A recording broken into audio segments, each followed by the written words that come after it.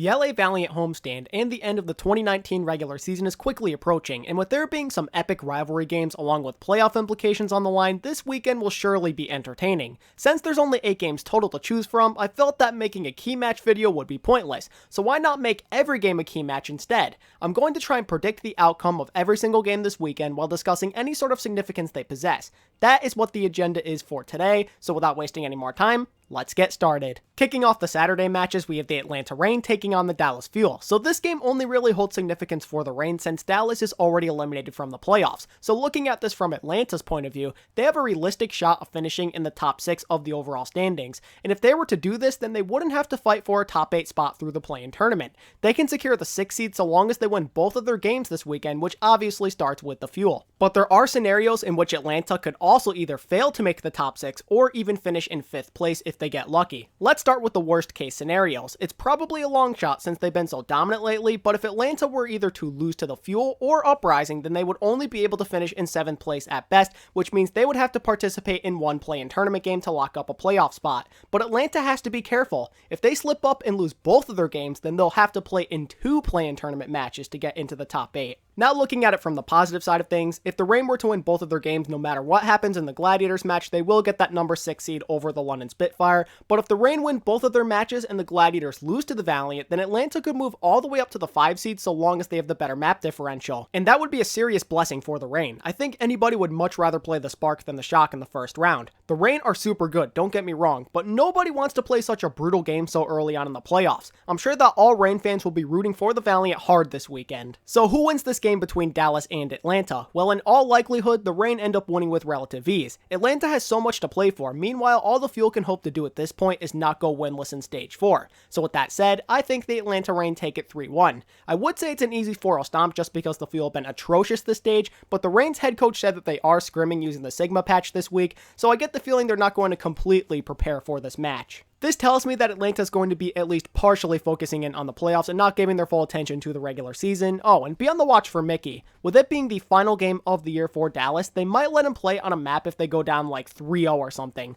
Well, at least that's what I hope they'll do. Let's pray that once again Arrow will be a nice guy and let him play. But with a potential winless stage hanging in the balance, the Fuel may try extra hard to make sure they don't join the 0-7 club by playing their normal lineup. Moving on to game number 2 on day 1, we have the Boston Uprising versus NYXL, and this game holds 0 significance towards the playoffs. The Uprising have already been eliminated, and the NYXL are the 2 seed no matter what. So what reason is there to even watch this game to begin with? Well, to be honest, there isn't that much to look forward to here other than maybe seeing whether or not Boston gets one step closer to finishing Stage 4 winless. And I suppose you could also keep an eye on what the NYXL decide to do with Pine. If I'm going to be completely honest, this is probably the last chance that we potentially see Pine get to play this year, unless the NYXL somehow blow out the Titans, but I don't see that happening. I doubt he'd play in that game just because there's pride and bragging rights on the line and both teams want to win really bad. This could be the only time we see him play all year. It's clear that New York prefers Nene, Sabiobi, and even Flower when it comes to hit scan.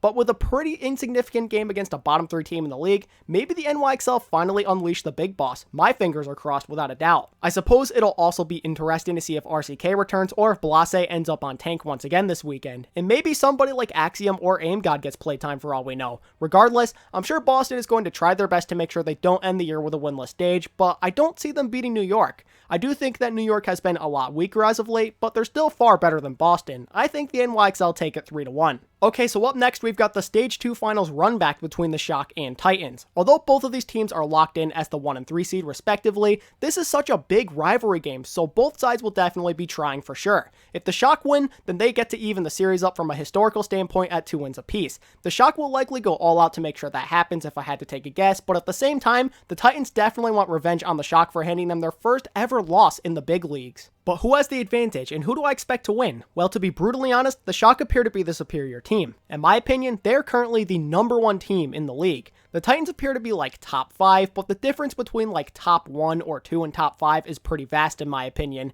The Shock look far more comfortable in this meta without a doubt. Now to be fair, they haven't been perfect, but they've been pretty damn close to that. They've only dropped 4 maps in 5 games this stage. Meanwhile, the Titans have gotten 4-0'd by the Justice while appearing to be pretty vulnerable in that narrow victory they squeaked out over London. Plus the Shock have the superior DPS in my eyes. Architect, Sinatra, Rascal, and Striker have been a mean rotation. Meanwhile, Stitch and Haxel have also been been good, but the Shock just look better. Look out for the Shock DPS. They like to mix and match different DPS combinations, so it's going to be fun to see if they keep the Titans on their toes or just primarily use Architect and Rascal. Regardless of who's in the game or what heroes are being played, I think that the Shock have the edge. I don't care if it's Double Sniper, Reaper Mate, or something else. The Shock look much more sure of themselves in the current meta. I don't think the Titans currently have what it takes to keep up. Even though this is a rivalry game, I think it could end up being fairly one-sided, which is the exact reason why I'm picking the San Francisco Shock to take down the Vancouver Titans 3-1. And finally, wrapping up day 1 now, we have the battle for LA. This game will definitely be the most hype one of the weekend. I mean, how could it not? The Gladiators and Valiant rivalry is one of the best and most intense we've got in this league. These teams don't like each other and want nothing more than to crush their enemies, and I'm sure that arena is going to be extra loud since the home crowd wants the Valiant to make the playoffs, obviously. But since the arena is in LA technically, there should also be a fair amount of Gladiators fans, so expect to hear a lot of chanting wars between fan bases like with any of the other previous battles for LA. But as mentioned before, the Valiant are trying to secure their spot in the play-in tournament, and all they need to do is win one of their next 2 games this weekend. The Hunters currently hold a 1-win lead over them for that 12 spot, so this is must-win territory. This game is so important. Losing to the Gladiators means they'd have to beat the Shock in order to make the play-ins. In my opinion, the Valiant's playoff hopes rest on this showdown with the Gladiators, and to be honest, it's so hard for me to decide who wins. It's true that this is a home game for the Valiant and that home teams at their homestands have gone undefeated this year, but again,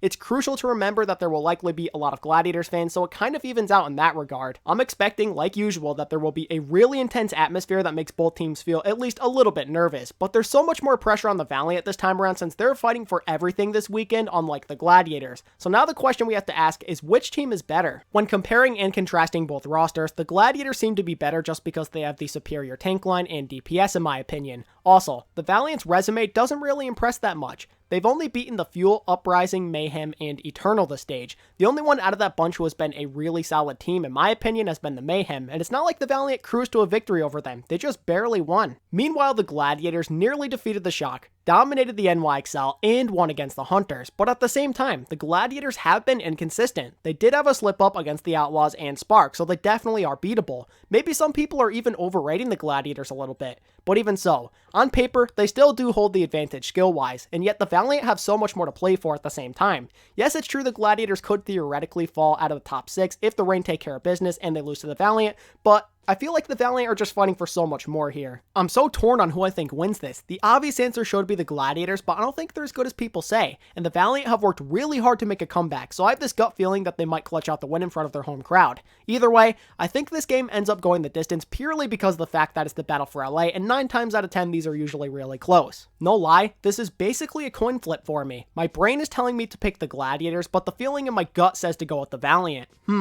Which one do I follow here? You know what? I don't care if the haters call me a fanboy. I say the Valiant win 3-2 and secure their spot in the play-in tournament. I think the Gladiators will bounce back from their loss against the Spark and play well, but I just have this gut feeling that the Valiant are going to come to play since there's so much on the line for them. I don't think it's going to be pretty, but I predict the Valiant barely come out on top. Okay, now let's talk Sunday, and from the looks of it, 3 of these games could potentially hold significance towards the playoffs. If the Reign win against Dallas and the Gladiators lose to the Valiant, then there's some big-time storylines that'll be present throughout the day. But first things first, let's talk about the Shanghai Dragons and Hangzhou Spark matchup. In terms of playoff positioning, the Dragons are the only team that will be affected by the outcome of this game, and with the Spark being guaranteed the 4 seed no matter what, there isn't much for them to play for. So let's talk about the different scenarios that can play out for Shanghai. If they were to win this game, then they would stay at that 11 spot for the play-ins. But if they lose, and the Valiant either win against the Gladiators or Shock, then they'll get bumped down to the 12 seed, and if that were to happen, then Shanghai would likely be looking at a date with the Charge, I believe, which is probably not the team you want to be running into so early on. Needless to say, the Dragons are probably going to give it all they've got to assure that doesn't happen. I think I can speak for most of us when I say that you'd probably want to take on the Fusion, who have been pretty mediocre, instead of a powerhouse squad like the Charge. But although the Dragons need to win this very badly, I just don't know if I can trust them. I already went over this in a previous video of mine, but Shanghai hasn't won a game in nearly a month, and for good reason. They cannot play mate bunker comps to save their lives, and it's hard to believe that's going to change quickly from what I've seen. Even mid to low tier teams like Paris and Toronto were able to fend off Shanghai, and the Spark have looked a lot more comfortable these last few weeks. They seem to have recovered from that Crystal suspension drama a while back. Godspeed's been popping off, and Gushwei still looks pretty good even though he has to play a lot more Orisa. This game is clearly Spark favored, even if they have nothing to fight for, so I say the Spark take it 3-2. The second match of the day will feature the Uprising and Reign. If Atlanta defeats Dallas as expected, then whether or not they get into the top 6 comes down to this final game. If they lose to the Fuel for some reason, they still have to try and win this game so they're guaranteed at least a first round bye in the play-in tournament. Then there's Boston on the other hand, who can basically only hope to get a win this stage so they can avoid going 0-7. So this really comes down to a battle of who wants it more. If Boston loses to the NYXL, will their sheer determination to not go winless be enough? Or is Atlanta's skill and desire to be the highest seed possible too much to handle? If I had to put money on who wins, then I'd have to go with Atlanta. I'd love to see the Uprising get a win this stage, but it's hard to see that happening with how bad they've been. Plus, the Reign have been an unstoppable force as of late. These teams are simply at different levels right now. The Reign have everything figured out and are taking advantage of their amazing DPS and tank play. Meanwhile, Boston is struggling with their tanks and supports, while their DPS do occasionally struggle due to inconsistency. You tell me who wins in this situation, the team who's been rolling pretty much everybody, or the one who can't even win a game? The answer seems pretty obvious to me. I believe the Reign win 3-1, and I think Boston takes a map for the same reason Dallas does. The desire to win mixed with Atlanta not fully preparing for their games this weekend makes me think that it won't be a complete stomp. Boston could catch them off guard early in the series and take a map, but I don't like their chances of doing any better than that. Our third game of the day is one that I pretty much have been looking forward to all year up until about now. Vancouver and New York have been two of the most dominant regular season teams in the league this year, and they also happen to be the leaders of their respective divisions. But you probably noticed that I said I'm not super excited for this match now. My reasoning for that is because the NYXL have been a mess as of late. I mean, seriously,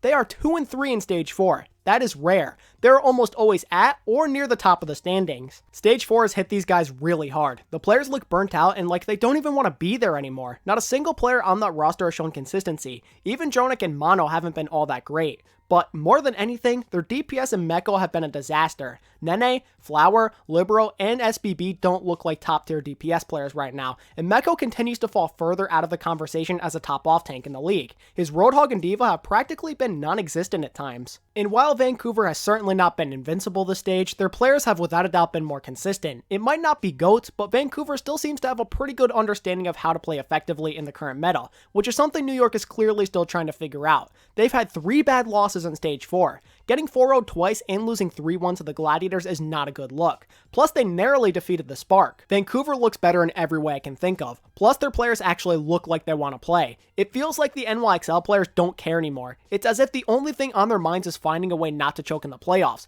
Either that, or they just want the offseason to get here already. Whatever the reason may be, the NYXL look defeated. Whenever they go down early in a series right now, they just can't seem to recover. Just look at what happened in their match against the Charge. They lost a tough match on Lijiang, but then things spiraled out of control as they got full health on the next 3 maps. I want to say this game will be entertaining just because it's between 2 top teams in the league record-wise and a rematch of the Stage 2 semifinals, but I just can't. The NYXL have been so bad and their mental is broken. Then there's the Titans who want to keep winning in their quest to earn the championship trophy. And with how much better they've looked in bunker comps, I think I have to pick Vancouver to win 3-1.